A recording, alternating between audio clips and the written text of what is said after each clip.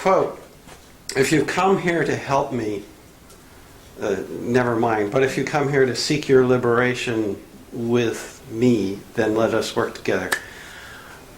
Can you apply that to the homeless situation here in Eugene? Funny you said that. That's what I preached on this morning. You're all on the Revised Common Lectionary? Yes. Yes. It's embarrassing. Yes. I don't know. You probably are. You are. You are. Okay. So what was today's gospel? Rough. It was the Romans. The gospel. The Romans one. That was that Oh, the old. gospel. We didn't Yeah. read the gospel. Paul. You didn't read the It gospel? was, he talked about You Paul's read everything. sermon was based on Galatians, St. Paul. Oh, that's not in there. For one thing, but that wasn't the main Okay. theme. Oh, What- he said Paul. You did mention that. Yeah. Today's gospel reading is from the 11th chapter of St. Matthew's gospel, and it starts out with what is this generation like? Well, it is like the children in the marketplace calling back and forth, saying, you heard me sing, yet you did not dance. You heard me cry, yet you did not mourn. And then they saw John ate nothing, and they said, look, he has a demon, and the Son of Man came eating with tax collectors and sinners, and you say, look, he's a glutton and a drunkard. And then it goes on to the end of that passage. There's a little prayer. The end of the passage is, come to me, all ye that are heavy laden, and I will refresh you, for my yoke is easy and my burden is light. That's a paraphrase of it. And I've been reading a lot of Dorothy Day recently, and just finished The Long Loneliness. Anyone read that? It's her autobiography of her first 50 years. It was published in 1952. It's a brilliant, brilliant book. If you have any interest in Dorothy Day and the Catholic worker movement, it's a phenomenal story about how basically her genesis story of how she became Catholic, and then how she met Peter Morin, and how the worker movement arose in the 1930s in the Lower East Side. And the heart of that gospel I saw comes to that question of it is extremely important. Well, first off, for most of us, there's the idea of we are of the poor and oppressed. And for most of us in mainline Protestant churches, that's not us. We are not of the poor and oppressed. And that's really important to remember. Then there's the idea of being for the poor or oppressed. And that gets really, really tricky because for very easily, it's a really slippery slope to a patriarchal kind of father knows best. It can be very prescriptive as opposed to cooperative. So the key, and this is something that our Franciscan brothers and sisters really teach us, is the idea of being with. We have to be with the poor. We have to be in solidarity with. We have to be companions with. On occasion, we need expertise. I mean, doctors, lawyers, teachers, social workers, clergy on occasion. I mean, that is something, and we have gifts and skills that are needed to help some populations.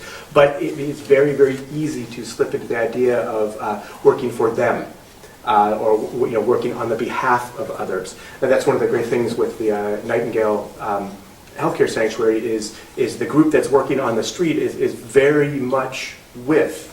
Now, as it's being organized now, I have some concerns because there aren't very many people from the street that are involved in the organization process. I'm heavily involved in Opportunity Village, and that's been a real challenge that we've had, is the original core of people that we were founding the village for.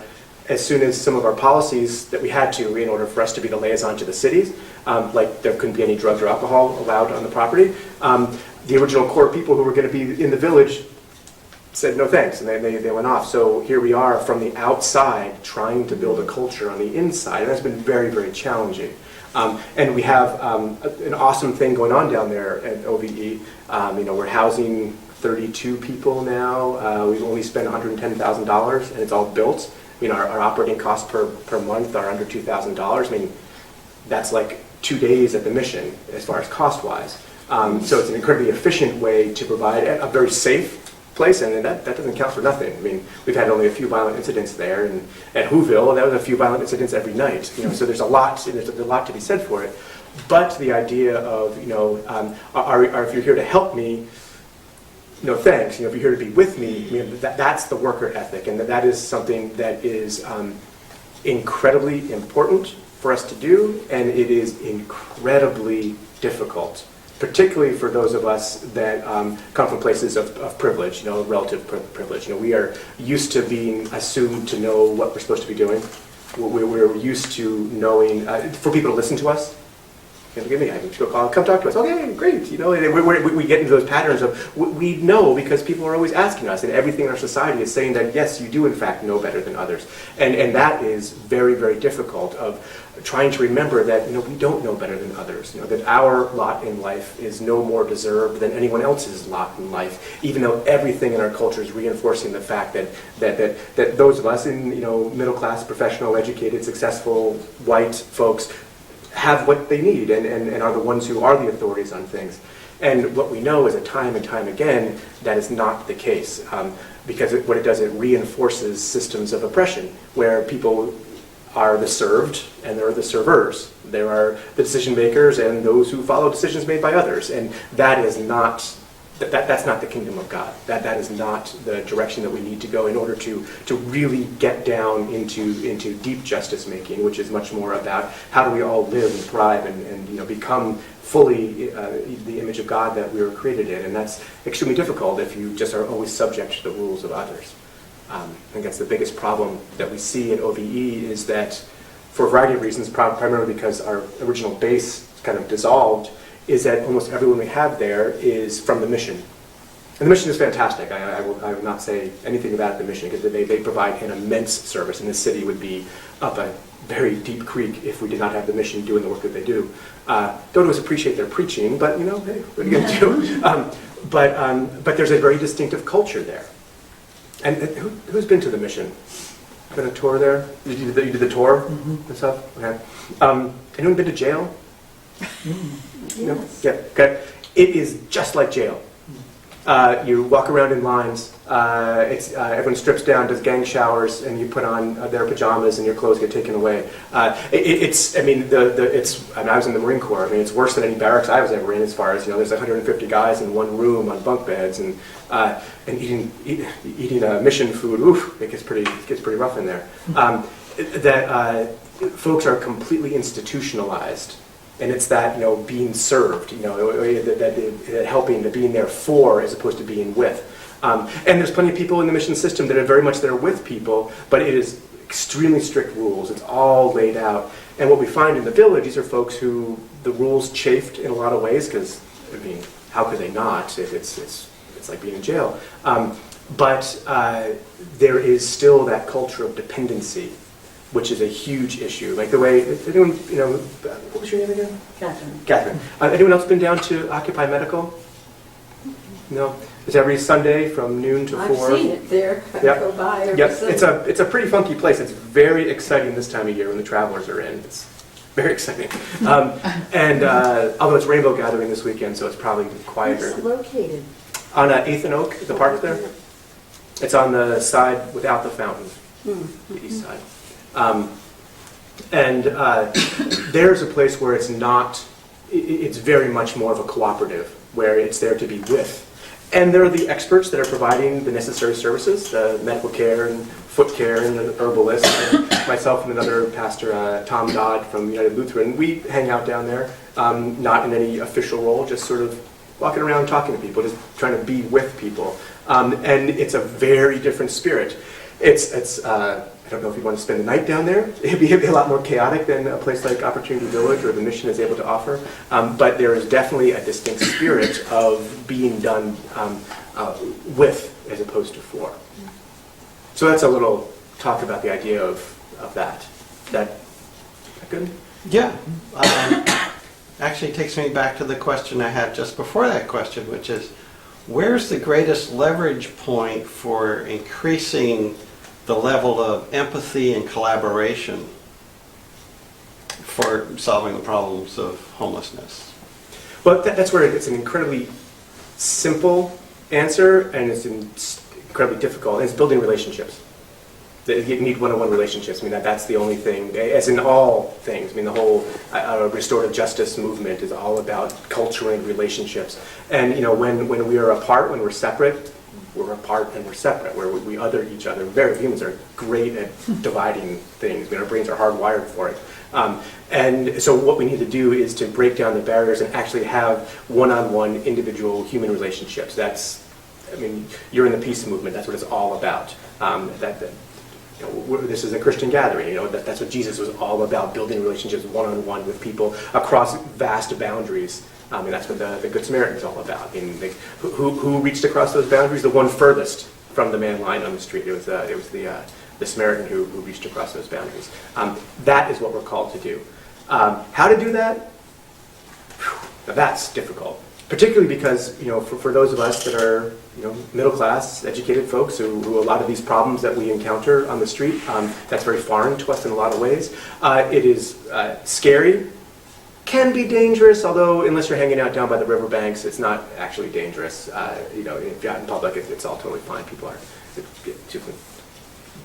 Last week at the Free Speech Plaza, accepted there was a stabbing, but Oh, well. but that was it was they knew each other. It's out of love. Yeah, it's love. It's a love pat. It wasn't the brothers, though. What's that? It was not the brothers. Brother. There are two brothers, and one stabbed the other, just in today's. Oh, Oh, I didn't. Oh, But they were not there. that was not. Yes, no, that was somewhere. Yeah. So one of the things that we have done at Resurrection is we have huts. We have the conestoga huts out in the parking lot. We were the first ones to have them. Very, very excited about that. And we actually just got a big grant from our diocese to redo the electrical service out there because that's been a real hazard. So we're very pleased about that. But what we have really tried to do, and it's hard because there's times when there is the service aspect and there's rules and there's limitations and boundaries. But all members of the church have rules, limitations, and boundaries. Church is closed now; you can't come in. You're like, okay, you have the same thing for parking lot people. But it is really building individual relationships. And the three right now we have 3 men living there. They are part of the congregation. One of them pledges. Not much, but he pledges. He's a member of the congregation. He reads. He's the best reader of the epistles of anyone I've ever met. He's phenomenal. I can actually understand Paul when he reads it. It's great. Mark Hubble, some of you might know Mark. He was one of the real spokesmen of Opportunity Village when it first started. Mark's great. Another one of the men up there was just confirmed. He went through that. When we have it's a long confirmation process in the Episcopal Church, and he went through that process. The other one, he's just this great old hippie hanging out there. But they are absolutely part of the community. And that has gone so far. I mean, it is paying dividends, 30, 60, 100-fold of building these relationships and knowing, okay, so this guy who's at your house doing yard work, for pay, they do a lot of yard work for folks, is homeless. And wow, that just really, who knows homeless people? That's in middle-class circles, that's not something that we usually experience. So how to build those relationships, just to show that the vast gulf that seems to be between us isn't as vast as it might be, but also seem like, wow, okay, no one is on the street because everything is going well. Okay, that's people are shattered by the time you get down to the street. It's people are really, really broken, and many of us don't see that depth of brokenness in our lives. We have just by the nature of our class location, we have a lot of insulation. It would have to get pretty bad for me and my family to end up on the street. Okay, I'm assuming that for most people. I'm making a lot of assumptions, but this is a mainline Protestant church in the south side of Eugene. Not probably unreasonable assumptions about our class location here. We have a real far way to go before we end up, sleeping in our cars or having to apply for a hut or to get into the parking lot program or the night shelter. We have a long way to go. It's amazing how many people don't have that far to go. My wife is a social worker, and the unifying factor across all the stories is they had no one. They were alone. Doesn't take that much for, I was laid off a couple of years ago as I was getting ordained. And, our first world problem, we owned a house in Newburyport, Massachusetts, and I got laid off, we can't afford this house anymore. So I moved to our parents' house, which was, 5 miles down the road. Not what I wanted to be doing on my 40th birthday, the week I was getting ordained to the priesthood, but, I was very happy to have my parents' beautiful, attic in a gorgeous, very exclusive town on the North Shore of Boston. I wasn't happy about it, but I was extremely pleased that was there. And so many people do not have that for a variety of reasons. Some of it bad choices, that's obvious. Some of it's due to deep mental illness. cognitive disabilities. I mean, there's a lot of developmental disabilities that are people on the street. Physical disabilities of all sorts. I mean, it doesn't take long. If you have to support yourself and you can't work, it doesn't take long to burn through that $50 of savings that you have. And there you are on the street. And in a place like Eugene that doesn't have the latent wealth of where Jonathan and I are from New England, people have been there a long time. There's a lot of money just in the land, it's just there. That is not the case here. The people haven't been living here, at least Americans have not been living here for that long, and the wealth is not built up. It's not here in Oregon. It's not here in the West, other than maybe the Bay Area. That we don't have that reservoir of wealth that we can build on. In Massachusetts, if you don't want to sleep outside, you don't have to. The state will pay for a hotel room for anyone who wants it. That is not going to happen in Oregon. It's just not. Even the cool stuff in Utah, building all the things, we're not even in that range of our economic ability. So these are going to be long-term problems that we have. But the fact that building those relationships creates relationships. And that network of relationships is the safety net that we need to build. I think right now, with the homelessness is such an issue, poverty is such an issue, and they keep talking the economy's getting better, but it's a long trickle down. But as some of you saw me talk at First United Methodist, that there's I think bigger things coming down the pike, around climate change and economic collapse that's going to be coming. It's just a matter of time. By the end of the century, 95% of Mexico is going to be in extreme drought conditions. It's not like it's going to turn into that at year 2199. It's like, okay, we're already at about 20%, and every year is going to be a few more percent. And I mean, these things are changing. We've been in extreme drought in the Midwest of this country for 5 years now. It's just not raining places where it used to, where all the corn comes from that feeds our entire, industrial food system. Big things could be coming, and if we don't begin to build those webs of relationship, we're going to be in dire straits. At least that's what it seems like. Is there a correlation right now? You and Dan, of course, do a lot of work together, but is there a correlation right now within Eugene of churches and houses of worship that seem to be working well together? I don't know the area well enough. Or is it primarily efforts through your efforts and Dan's and other individuals that have made this all possible? There's things like the Oregon Faith Roundtable Against Hunger. I think you have folks there, don't you? We do, yes. Oprah, right.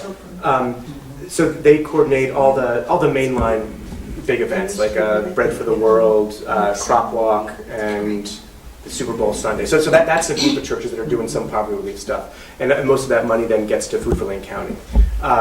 There's, through St. Vinny's, there's the whole network of churches with the night shelter and the parking lot program, sort of parallel things. And there's 2 parking lot programs, as y'all probably know. There's the First Place Family Center, which is for families.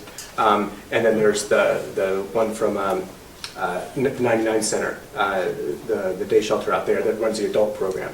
So those are all networks of churches that are organized from outside, not quite self-organized. But like the Shelter Week program, do y'all do Shelter Week? Yeah, so that's awesome. So you all are part of one of the primary, really important. Egan is not with those two, it's not just the St. Vinny's, but it's related. So those are places where there's networks of churches that are interacting through programs that are city-supported or city-funded-ish, although less and less city-funded. They're closing the Lindholm Service Center, the service station, on weekends now, as the city hasn't been paying what they said they were going to pay. They just haven't been sending checks. So they're closing down 2 days a week, which will very, very quickly be felt downtown. It just started. I think this might have been the first weekend they're closed. So that'll be a huge change. The library also is closing on Sundays. So because y'all been to the 3rd floor of the library where the computers are, and it's all unhoused folks, and that they wouldn't even have there to be. So people are concerned that Kesey Park is complicated at night. It's just going to get that much worse. The other thing that's happening is they're changing all the bottle return places now, and they have to, these folks, that's a source of income for a lot of people. Yep. And they have to go out now to Garfield and Broadway. A lot of the grocery stores like Safeway at 18th and Pearl, where there's usually quite a Mm-hmm. lot of activity there, they're going to shut down. Really? I thought there was state law that you had to be able to return where you bought them. I think if they, No. It's just a deal is that change. since they built this big Recycling. center, that they Huh. can shut down. It's West Eugene stores and this Safeway Yeah. to start with. Huh. Yeah. I read that some of the stores could still recycle, but you'd be limited to the number of Right. bottles you could Right. take in a day, and it was very It small. was 24, they could only take 24 back in one Right. day, which is, Yeah. it's kind of another subtle, Mhm. pushing people away and not recognizing that it's a source of income. Definitely. So there are lots of informal, they're not informal, but they're not, for the most part, church organized. They're organized through other institutions, but they completely depend upon the church to do. I mean, Egan is all in church sites. Most of the car camping program are church sites. Most, not all, but most of the huts have been placed in church parking lots. There's a couple of, Tamarack Wellness Center has a hut. Y'all know the story about that? They were having break-ins. And EPD told Tamarack, well, you should consider getting a hut, Interesting. which is really exciting. We've had the huts again, since Epiphany of last year, and the police had not been in the property from when the huts were built. We've been in the car camping program, but we got the huts there until August, when Opportunity Village opened, and we moved to the huts down there. And that night, someone broke in, and the police were there because the parking lot was empty. So, we've had fabulous luck with that. I mean, it's a very active presence on the property that keeps stuff safe. I mean, there's a couple construction companies that have car campers out in their equipment yards because people don't get in there, and Tamarack has not had a break-in since they put the hut in. So that's again, not a formal network, but those are ways that congregations have been able to engage. And you're doing Shelter Week, and that's a huge one. That's probably the most invasive of the four. Egan is too. Egan, the smell is different. Pretty powerful. So, Brent, I'm getting from what you're saying that having a hut on this church property would have more benefits than cost. That's not for me to say, but sure. Yeah, possibly. So one of our members who couldn't be here wanted to ask, how much time and energy does it take from the church and the church staff to host a Conestoga hut? Totally. So by way of full disclosure, my wife is on the board of Community Supported Shelters, so we're, and Eric and Faye, they live at our farm. So I'm not impartial in this. They live in a hut though, so that's, they're, which is great. They live part-time out there, they're still in town too. Just like the car camping program, now, you've had the car camping program some time ago. That We had something, and I know we had some problem. I There was a- remember there was a fire. The With porta potty got with the burned, porta right? potty That's right, fire, yeah. yeah, the famous porta potty fire. Yeah, that's pretty exciting. How many years ago was that? A dozen years ago? Several years. Yeah, I would think say. about a dozen years ago, if I Right. understood. And was that due to a car camping, or did we actually have some other type of shelter on the property? No, it was just the car camping. Car camping, Mhm. okay. Yeah, because the other forms of shelter, that's new. Maybe 3 or 4 years ago, they started the tent camping program as part of the car camping, but quickly realized that was a total failure. The primary reason being you can't lock a tent shut, so people's stuff was getting stolen. It didn't work. So they expanded the tent program when the city classified the Conestoga huts as hard-sided tents. Okay. And legally, they're classified as vehicles. That way, they come under DMV jurisdiction, not building code, so you can sleep in. That's why all tiny houses are on wheels, because they're not regulated as dwellings. So, which is a whole other story we're working on at OVE right now. But in any case, as with the car camping program, it's no different than the car camping program. It's just they're sleeping in Conestogas as opposed to a vehicle. So the benefit with that is it's uniform. You could have up to 6, between 1 and 6. Where everyone's allowed to have up to 6 car campers, be it Conestogas or vehicles. And the level of engagement with the host varies all over the place. We have very involved folks where they have access to the kitchen, but we've had some problems, and then we say, okay, you can't have the kitchen until you get back to AA. And after a couple months, it got worked out, and now folks have access to the kitchen. But that is completely, I mean, it's certainly by the St. Vinny's rules. There is zero expectation of access to the building. It's just folks are outside. There's a porta potty, there's trash, and St. Vinny's pays for both of those. But if you wanted folks involved in church stuff, that is completely up to how each individual system works. Do you have a shower at your We place? do not, Yeah. and that's a real bummer being on this side of the city because the only free showers are at the service station, which is now closed on the weekends, and it takes like an hour to get there from here. Let me ask you to clarify something. We've been told But the mission is in one conversation, pardon? Day showers. Yes. I'm sorry. We've heard that you said in one conversation with a member of this church that you would not recommend it since we have a preschool here. True, false, muddled? What's your take on that? It varies incredibly. I don't know. I know that Egan, you're not allowed to do Egan if there's a preschool on the property. That's just a rule. As far as car camping goes, I mean, there's the family program, and those folks are screened very rigorously by First Place Family Center. They have not, as of yet, placed anyone in huts from the First Place program. So it's just they haven't had the right candidates, and there's no places that have huts that are in. They don't mix the populations. They have the adults from the service station, that car camping program. They don't allow property to be shared by them and people from First Place Family Center. So they keep them separate for obvious reasons, for child abuse issues. When it comes to the preschool stuff, what it would do is, if you did want to do it, you would need to probably increase the level of screening that happened. As it is now from the service station for adults, there is no screening. The screening is based upon a personal relationship with Heath, who's the director down there. He's fabulous. Keith is awesome. And that's the great thing about the program, is that you have troubles. It's a terrible analogy, but it's like having temps. You don't even have to fire the person, just call them, don't send them back, and they don't come back. You have a problem, call Keith takes care of it. And in a very firm and kind and just way. And he's deeply respected in the street because he's fair, and if you screw around, he will come down on you. But if you make amends, then things go well. So it would take good screening and making sure you had the right candidate. That's the real key. I don't know if I would have said that it wouldn't be compatible. Egan certainly is not compatible, and by their standard, they don't allow it. But as far as the car camping program, folks have some concerns, but I mean, with the right screening, which is easy to do, I mean, doing the background checks is very easy to get done through First Place or Keith could work with you all. I don't think that it's incompatible, but it's having the right match, having the right person, as in all things. Seems sort of odd, sort of like a catch-22.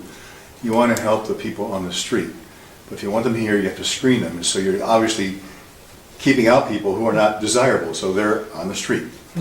Yes. Where you go round and round and round. How do Yep. you help? How do you build relationships and so on if we're simultaneously accepting and rejecting? I don't have an answer. Well, and some of it is screening. It would be helpful. Is keeping people in compliance with their own legal situations. In New York City, I don't remember where I read the statistic, but I'll say it anyway. 98% of the housing stock is off limits to people who are registered sex offenders because of proximity to schools. 98% of the housing stock in New York City is off limits to registered sex offenders because of proximity to schools.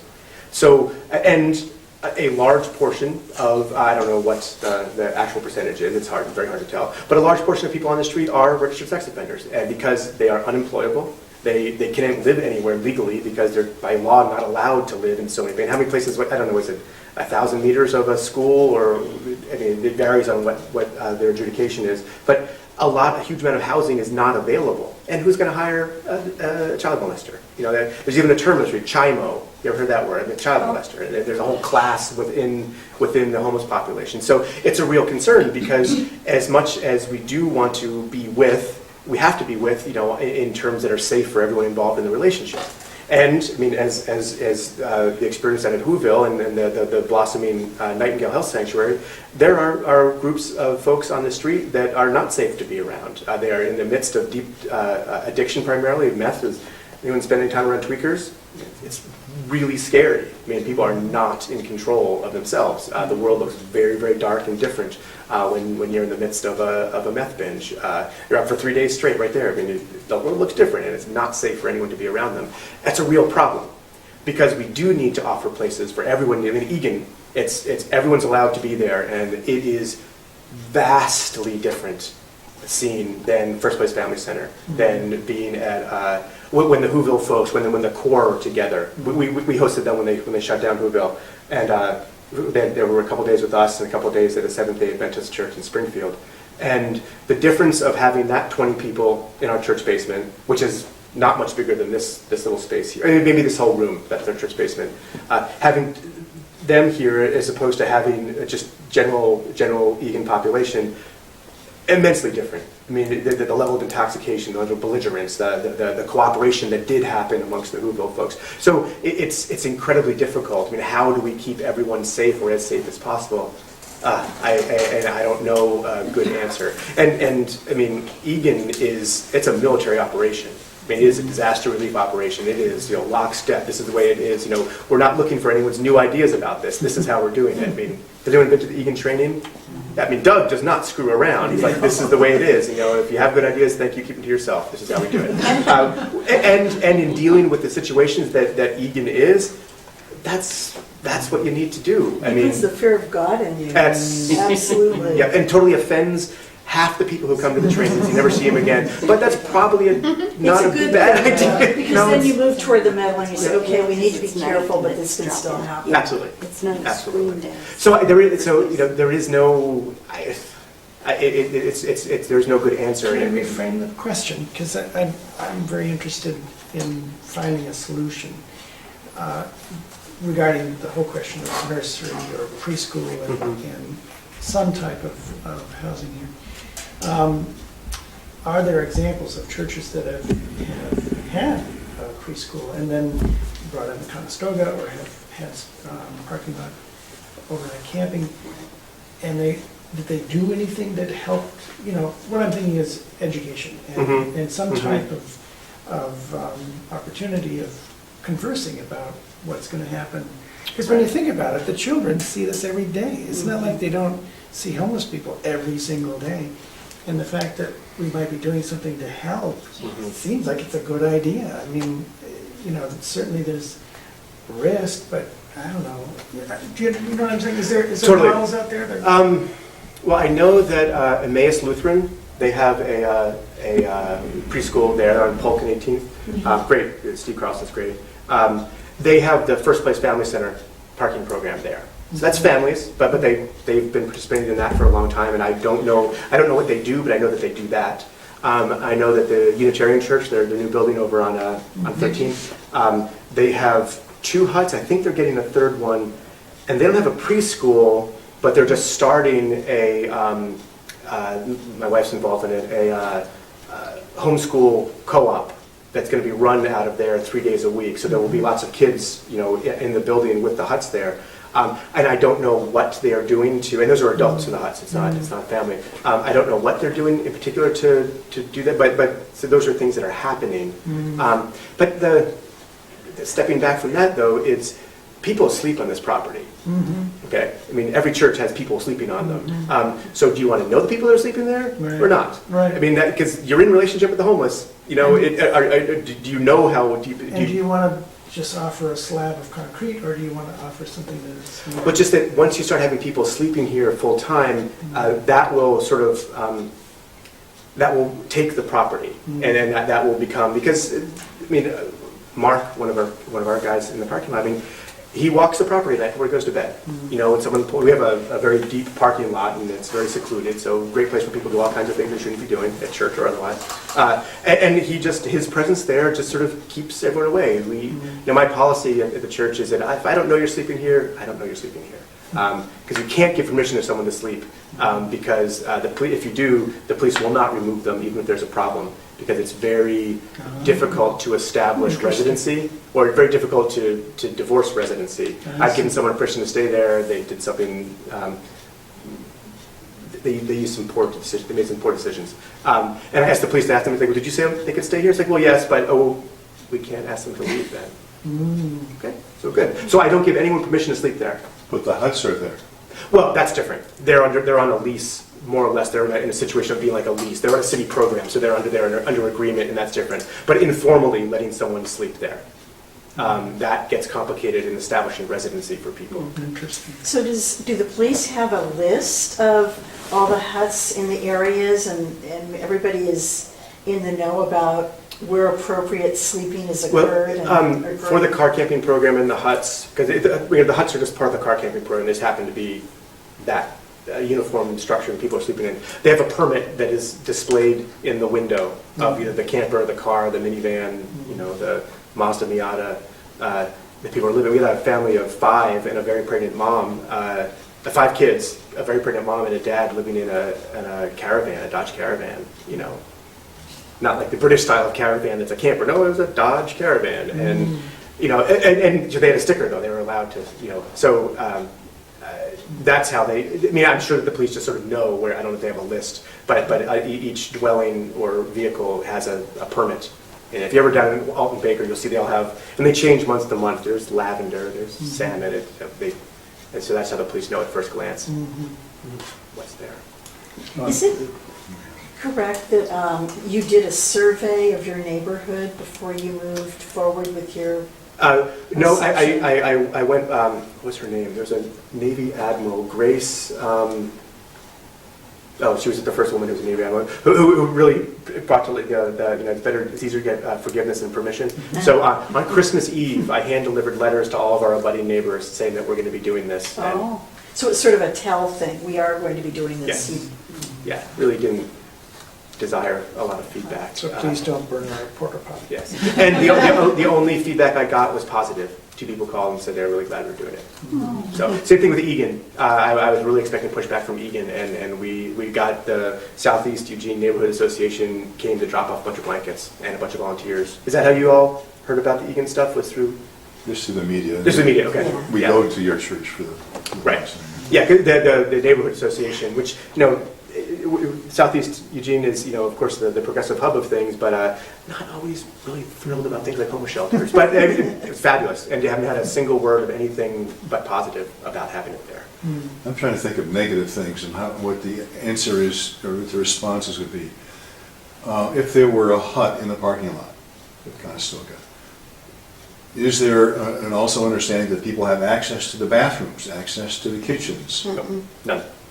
That's just a privilege you can extend if you feel comfortable. If you if that was, I would say, get to know the folks first. Wait. That's the other thing is, and I understand there's someone who has been living here for a long time, right? That's the other great thing about the car camping program and all of its forms is that if you have someone in mind, they are thrilled to, they get to the front of the line because what's important is that the relationship with the property is most important. So you can just get someone off the list, which is fine too. We've had that. But the 3 that we have there with us now all we knew them before they moved to our property. We had relations with them. 2 of them because of Opportunity Village activist work we were doing. So that's how they got to know, and then the third one, Michael, is someone that Eric and Faye from CSS have known for years. So ours have all been sort of hand-picked, which is fine. Is that the most just thing in the world? What's just is that it goes well for everyone because that allows the ministry to continue into the future. And that was one of the real keys that we had with the way we did it was.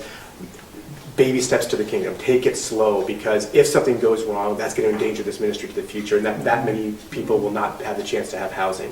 So take it really, really slow. And the expectation is minute. It's a parking space and a place for a porta potty and if you want the free trash pickup, they bring one of the big Santa Pack buckets and Santa Pack picks it up, and they pay for it. St. Vinny's pays for that. They have city funding for that. Is there a rule regarding no drugs, no alcohol? Yes, absolutely. For Conestoga hut occupier?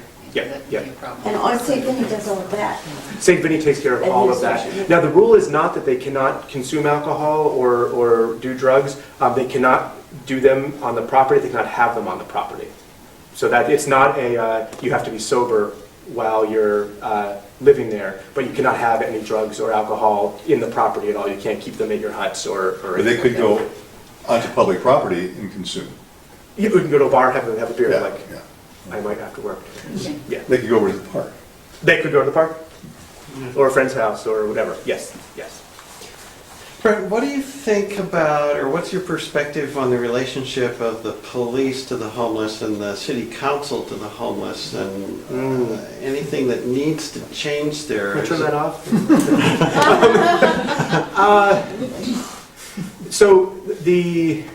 I love Eugene.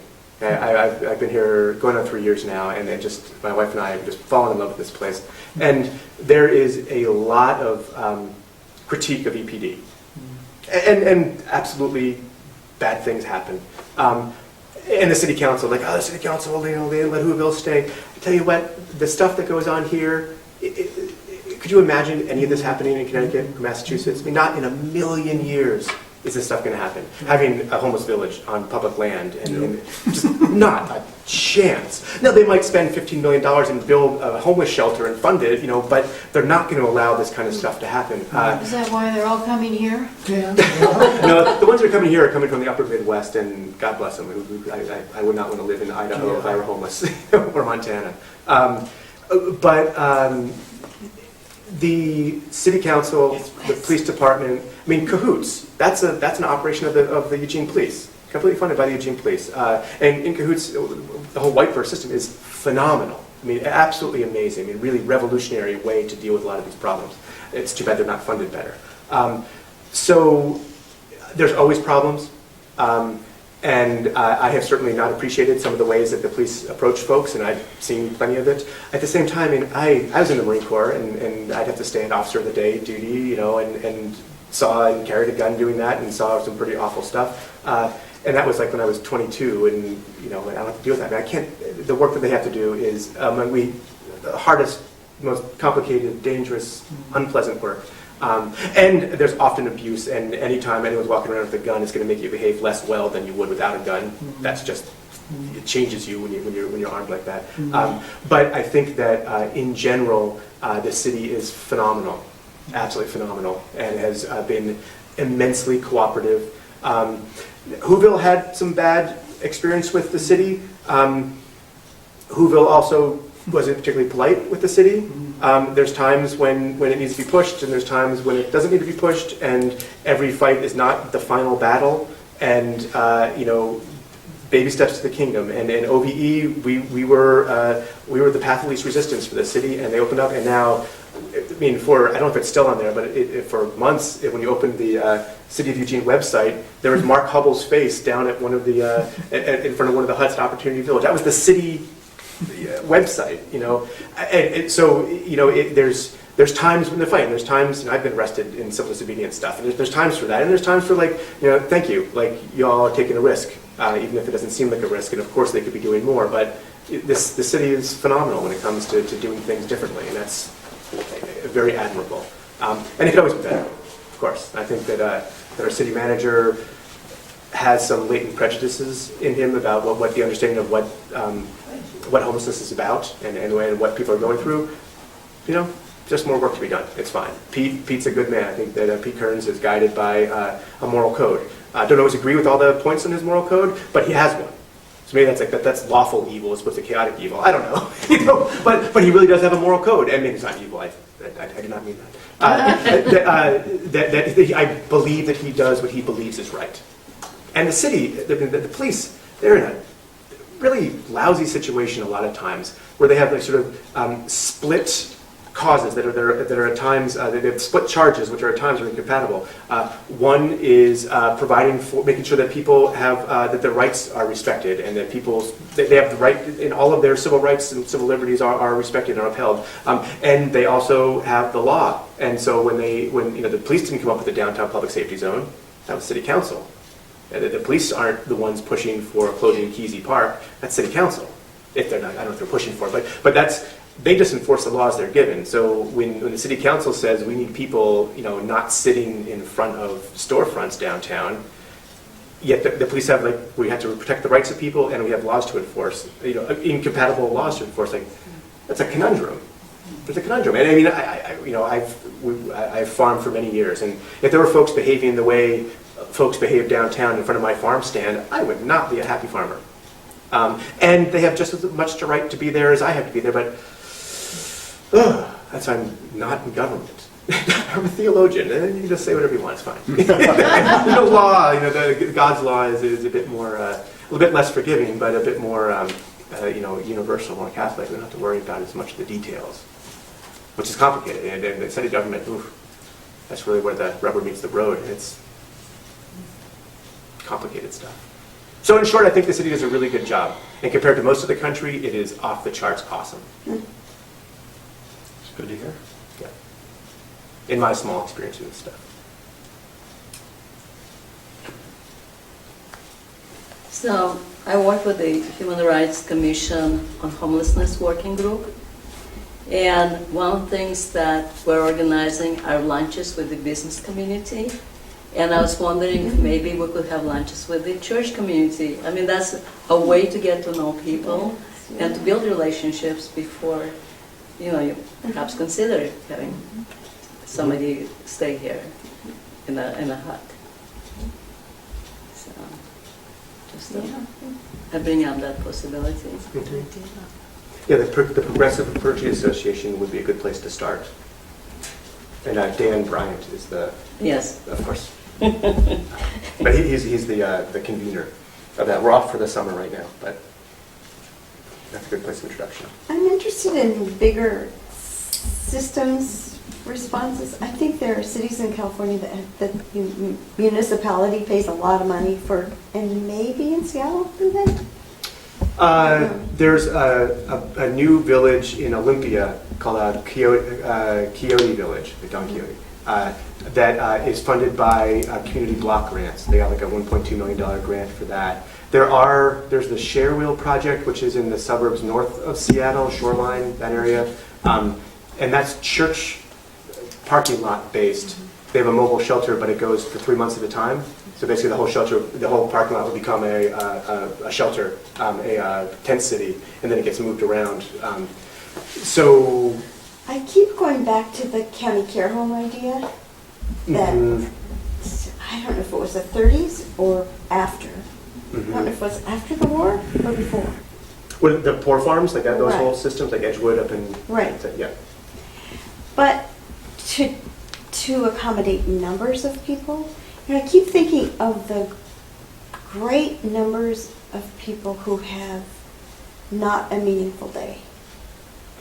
And a county care home that could accommodate 200 people, I know it's a pie in the sky thing, because you need mental health workers, and you need substance abuse people, and you need an administrator, and you need a cook, and all that stuff. But how did those come about when they were? And I don't know if you heard the woman speak as part of the University Humanities Forum last year, who worked in the California. Did anybody go to that forum?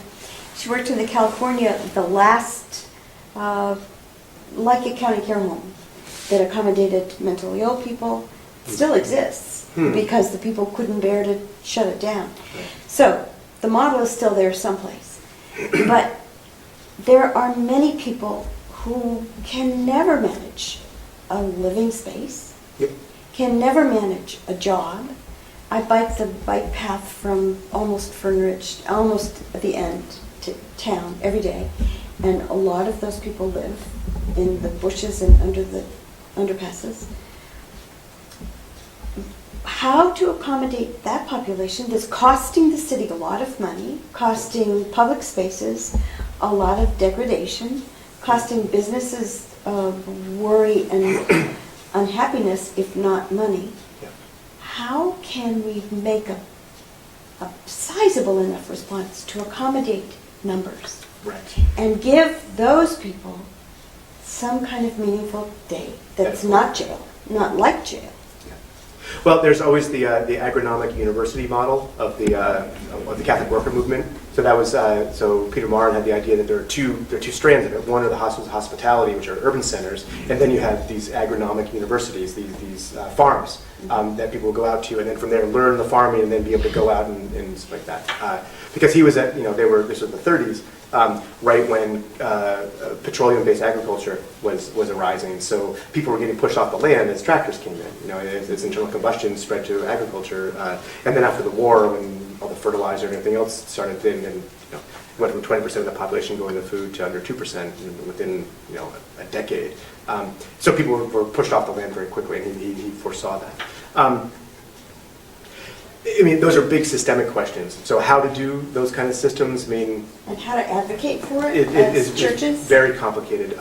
What we are doing for the next phase of Opportunity Village is a baby step in that direction. So OVE is a transitional village, which transitional is a technical term in homelessness work, and that's a 2-year-ish. By federal standards, transition is 2 years. So a place we don't have a limit on how long people stay there, but that is sort of the goal, that people come in, they get, transitional is one word, stabilizing is another word, but they get stabilized, get their stuff together, then they're able to move back out to the economy. However, as we know, not only is the economy unstable and unreliable as far as people actually being able to go somewhere, or if you're 57 and handicapped and or just broken, or you don't have any teeth, no one's going to hire you if you don't have teeth. Particularly women. A woman missing a tooth will not get hired by a job. Sponsors has a program, a dental program, only for women, but to get teeth replaced because their employment prospects are nil missing teeth. But even with that, we've got folks working on these micro businesses making cookies and selling them at Saturday market. You got to sell a lot of cookies to pay rent. It's a lot of cookies. And we have people in the village that no matter what, they're never going to be able to support themselves. And their diagnosis, if there would be one, or their situation is not going to get them on disability. SSDI is not going to pick them up. And they are just so screwed. Okay, and they have trouble getting, it costs $30 a month to be there. That's utility bill at OVE. And they have trouble, even though there's only 20 cans a day, some folks aren't even mobile enough to get that together. So it's, and we're not going to kick people out. But what do you do? So the OVE2, Emerald Village, Eugene, is a working title for it. It's the next project of ours, is looking at what are long-term sustainable housing. We don't want to use permanent housing, but sustainable housing. And really the idea is what we're trying to build is the physical and social infrastructure of shanty towns that we can deal with as a society, because we need them. Besides Western Europe, everywhere else in the world has these cities. Here, you're not even allowed to set them up. If you're too poor to have a house in any city in the world, you could just go outside of that. Now, it's dangerous. You might catch a fire and with 200 neighbors perish terribly, or get washed down the side of the mountain, in Caracas when the rains come. Not good, but here you're not even allowed to sleep. You're not even allowed to put up a structure. We have been coded out of any type of alternative living situations. By building code, you can't do it. So what we're working on is how do we build small, sustainable housing that costs in the range of $200 a month. Because folks, the average person, is on Social Security disability kind of payment. They're getting $750 a month or thereabouts, plus food stamps. You can't pay rent even in Eugene on that and still be able to afford living at all. But you can afford $200 a month.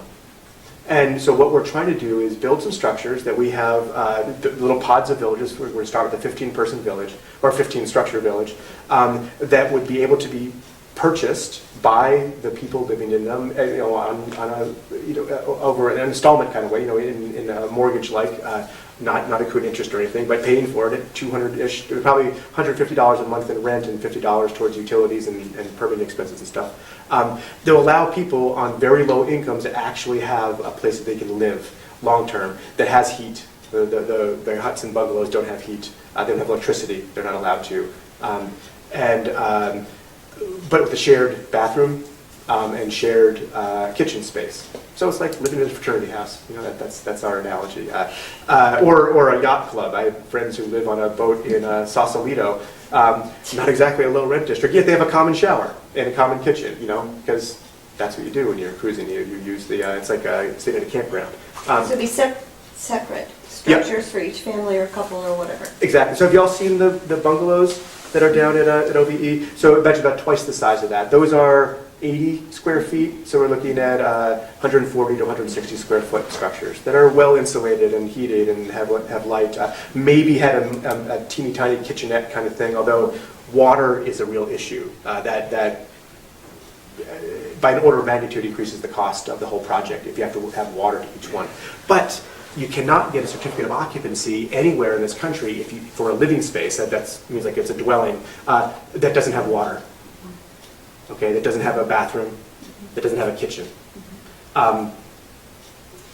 Everyone doesn't need a kitchen. They really don't. Because of very good lobbying by the building industries primarily, we have to overbuild. And the average person in Eugene has like 1,000 square feet of space per person. The huts are 60 square feet, and they're fine. They're not luxurious, but plenty of people are very content to live in an unheated bungalow. Even when it got super cold in December, half the people stayed in their huts and bungalows unheated. They're fine. We had the yurt there that was heated. It wasn't hot by any means, but a yurt with a pellet stove going full bore, it was 50 degrees in there. But half the people stayed in their huts and bungalows because they're fine. They're fine. It's not. So, but how do we actually do it in a sustainable way? There's some structural things we need to change, like building codes, and that's the beginning. So how do we? Because right now, because of the bungalows and because of the huts, the work that we did, those can be in any municipality in the state. Eric just dropped one off to Roseburg a couple weeks ago.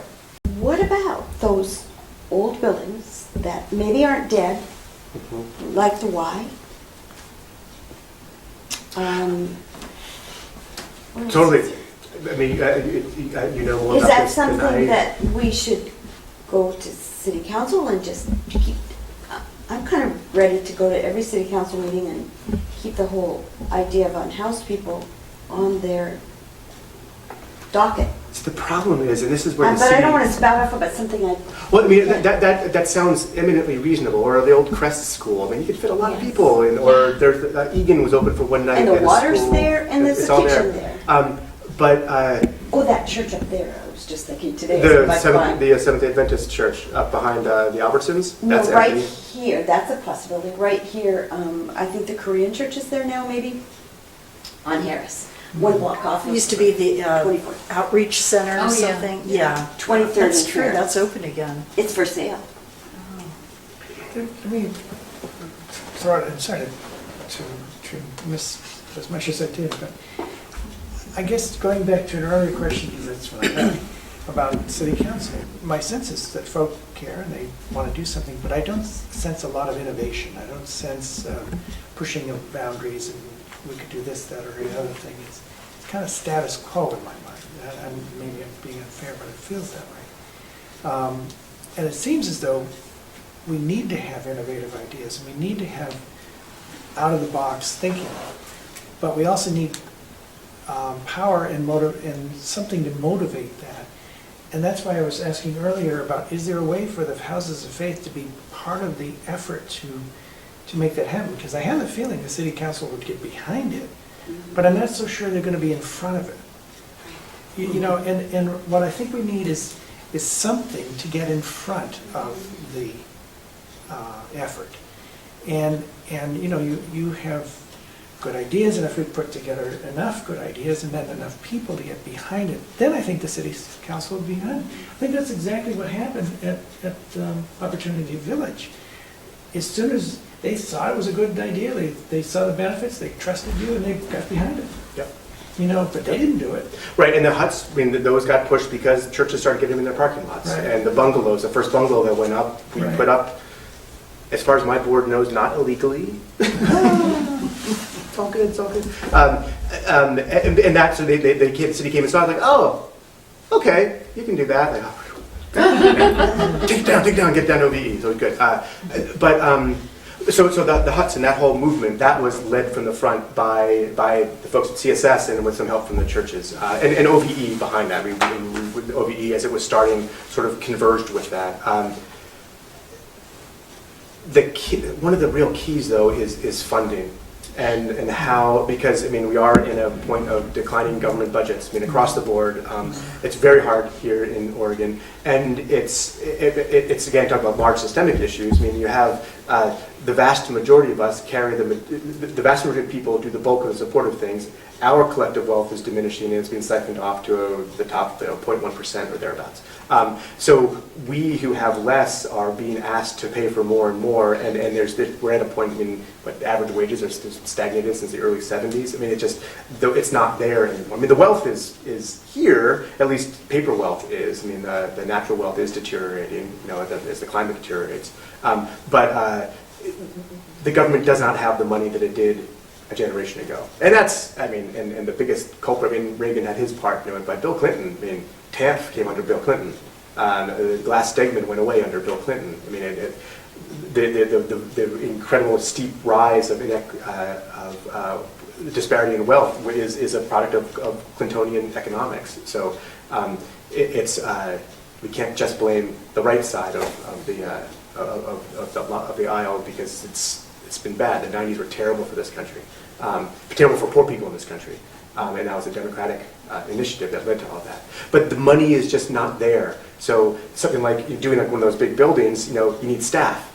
You need staff in that kind of situation, and that's $100,000 per staff person, and it just where does that come?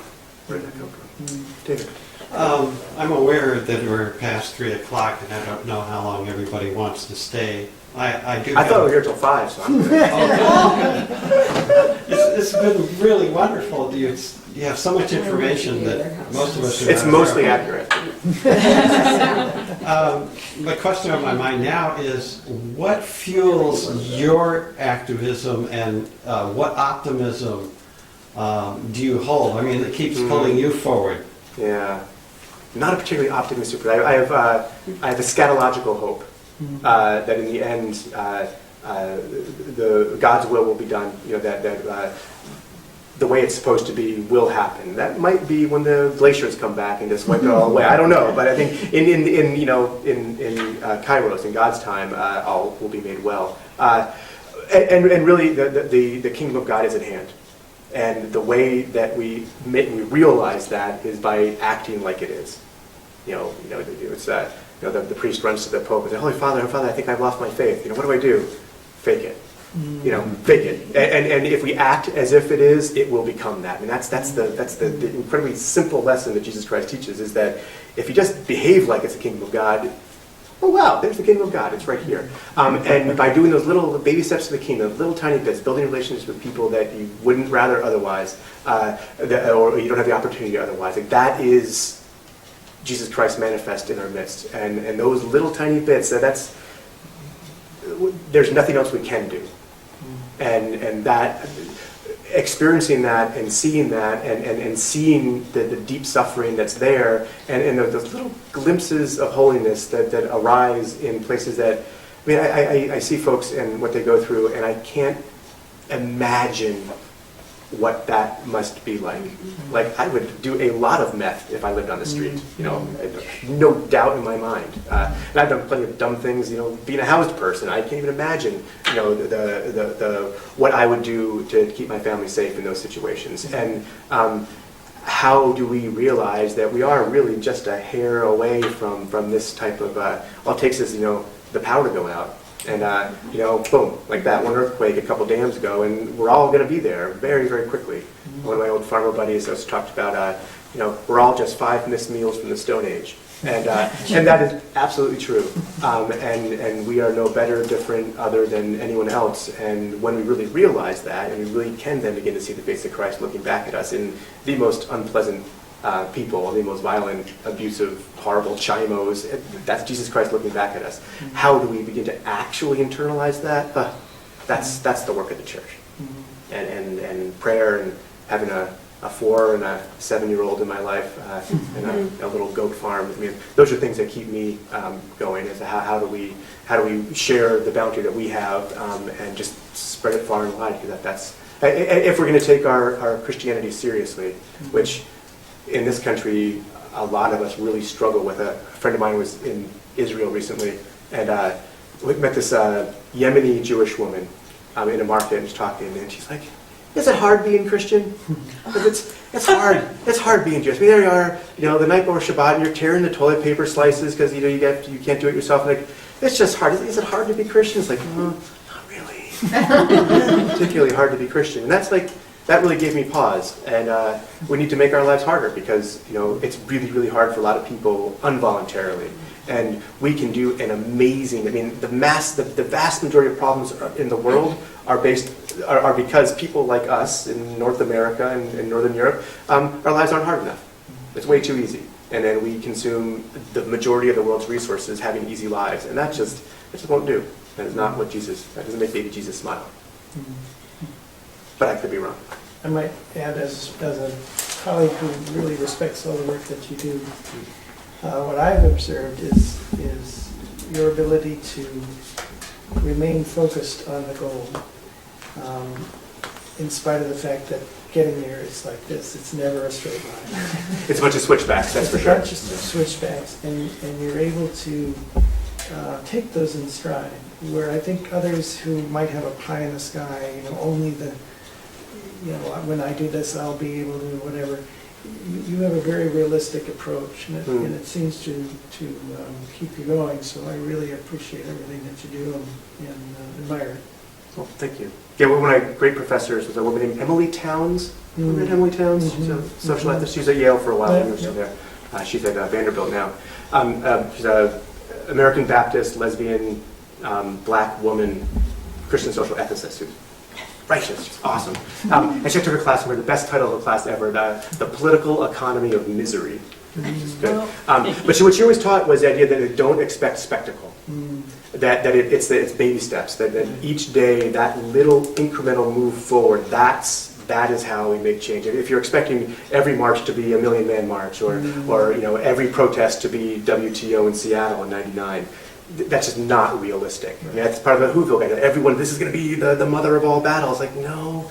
But the fact that that ordinance changed just a little bit, or they arrested that many fewer people this month, those are the incremental changes that we move towards. And that's the promised land, at the end of those day in, day out small moves. If you can keep awake. I have a mundane question. How is Opportunity Village financed here at 2000? Barely. we were fat with money for a long time, then all of a sudden it's like, ooh, we got to delay our bond payment because we're a bit short. Is it private donation? Completely, 100%. We very consciously have accepted zero government money besides the free lease. That's the only government support. And they put the fence up, but we didn't ask for that.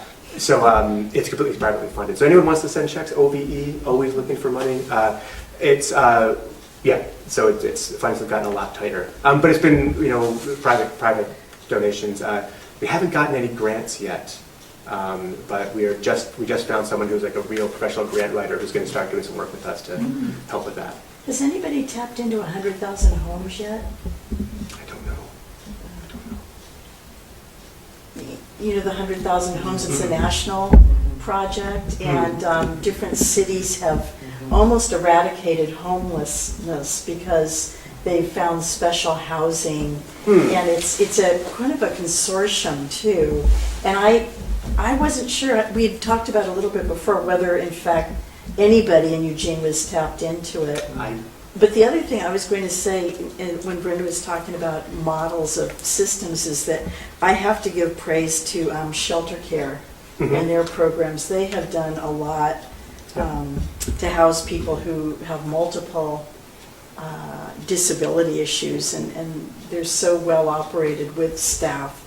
They know how to deal with mental health issues. They provide a milieu that's really reasonable for the types of people who live there. I think we need more housing like that as well, but I don't know if many of your people end up there because they are forever homes. Yes, we have one person who's on their way to the Brethren housing, which is owned by them. Which owned by Shelter Care, but that's a temporary one. That's a transitional place. The Brethren. Brethren is okay. Some of them are. Some of them are. Some of them aren't. We don't have the capability of offering casework, which is when that's sort of that are working for or working with, and that's But casework is, talk about crazy expensive. Even with the way, the irresponsibly huge caseloads that most social workers carry, it's very, very expensive, and we don't have facilities for that. And people need help. Just navigating, like we have people who could totally and should totally be on SSDI. That is, Jerry Smith, you all know Jerry Smith? If you've ever been to City Club, he always asks the question. Jerry Smith's awesome. He's a good Samaritan at First Christian. They have one of the social workers there, and he helps people. But it's just little bits. It's all volunteer stuff, and it takes a huge amount of work to get Social Security disability in. One of the earlier meetings, I mentioned the fact that there are so many services scattered around the community, and there doesn't seem to be any one agency. There might be. That can direct people. Here's where you go for this, here's where you go for this, giving people a roadmap. Literally a piece of paper, but also a lot of counseling, advice, helping with the phone calls, even transportation. They are so overwhelmed. We had one of our car campers got hurt in our parking lot, a freak accident. She was really badly hurt. And we were able to get them into housing, in a month. But we put them up in a hotel for a month, and then by me, like every other day, calling someone, the process got them into some HACSA housing. That was a huge effort on this for one couple. And it was dozens of hours of work just to get this one girl. And so it's there, but with the volume, and that was mostly through St. Vinny's and a little bit of shelter care and Catholic Community Services. It's there, but to get noticed out of the other 300 people that they saw that week, it's just the volume of need is so massive, and there are resources there, but not for everyone, and it's really hard to get whoever is the one providing the service motivated enough to hold you in the importance, But when Father Brent calls or Pastor Jonathan calls, like that will get done better because there's someone else with that lens on it, but. How sustainable is that? That's... Is it Josiah for young people? Is that the name of that? Hosea. Hosea. Do they have any housing opportunities? They for do young have people? something. I don't know what. They do have something. I know there's also a youth Egan center that they are involved in. So that there's one of the Egans is for under age 19. It was 20 for women, 19 for men, and. I think that they have some kind of housing thing, but I'm not sure about that. We have a new member, Brenda, that just joined the church, and she in the Portland area ran a program that got young people off the street, and the church members actually were to house them and keep them in school. The idea was to keep them. So she actually ran that program. Through outside in, or I don't know what she did. Is it here in Hudspeth? Yeah. Yeah. So I'll talk to her and get some more details. Yeah. Seems to me that we could get the business community around that, because between the library and the bus station and Kinakizzi Park, there's a raft of kids doing nothing. And if only they were doing nothing. And Yeah. It would be better if they were doing nothing. But yes. And yeah. if there was some stability for them in the way of housing, maybe, I don't know. Well, a lot of them are, this time of year, of course, as travelers, so they're passing through, so that's a complicated one. But, John Ruiz, to his credit, was unveiled the whole 15th night thing earlier this year. A bunch of research has said that if you get a kid inside before 15 nights, Right. the chance of them being recoverable is like an order of magnitude greater. And so they did some stuff. I don't know what came of that. Did you go to any of those things? No, but that's what Karen based her work on. Okay. Try to keep them off the streets. Yeah. After 15 nights, there's something about that number. Yeah. Wow. Yeah. So a lot of the travelers, it's part of it's like the low budget walkabout in Europe that, if you're well off, you go to college. Before you go to college, take a year and ride a bike or get a Euro-rail pass. Or you just hop on the rail here and go around. And kids go out and they screw around for a couple of years, have fun, and then they get back into the world. But that's a big chunk of the folks. And then other folks are, the kids that are traveling are, they're displaced. They're run away because of some of the stories I've heard just. And the kids who are foster kids are done at 18, right? Yep. And so they're dumped out into the street. Too bad for you. Yeah. with no social service, there was no social safety net. There's a young woman and her boyfriend who are trying to get into OVE right now. She was in foster care, and that ended, and she had nothing. Nobody. No. No families. Yeah. No, nothing. Because the funding stops. That's why they're out. Yeah. Right. And they're in because they have no family, so when they get out, they still have no family.